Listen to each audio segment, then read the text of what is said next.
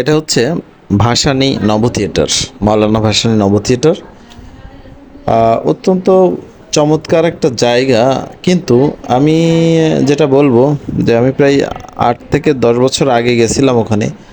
তখন যা যা দেখছি, যেমন দেখছি, যেভাবে দেখছি এখনও ঠিক তাই আছে। কোনো রকম চেঞ্জ, কোনো কিছুই চেঞ্জ হয় নাই, কোনো পরিবর্তন হয়, কোনো নতুনও হয় নাই, বরঞ্চ যা ছিল তার অধিকাংশই নষ্ট হয়েছে। আমরা প্লাটিনাম শোটা দেখতে গিয়েছিলাম, কিন্তু সেই শোটা নাকি মেশিন নষ্ট। আচ্ছা, মেশিন নষ্ট তো হতেই পারে, এটা কোনো ব্যাপার না। তাহলে অনলাইনে জানাই দিক।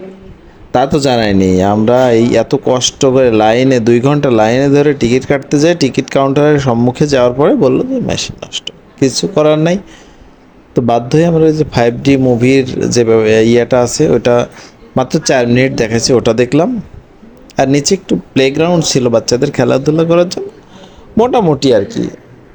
আমার কাছে ভালোই লাগছে। তবে এই প্লেগ্রাউন্ড দেখার জন্য 30 টাকা ফি, এটা আমার কাছে কখনো সঠিক বলে মনে হয় নাই। বাদ বাকিগুলো যা ছিল স্বাভাবিক ছিল। আমার কথা হলো, একটা জিনিস নষ্ট থাকতে পারে তো সেটা জানাক। তাহলে তো আমরা টিকিট কেটে নাও যেতে পারতাম, বা এত কষ্ট করে টিকিট না কাটতাম। বাচ্চাদের হতাশা হয়ে চলে আসতে হলো।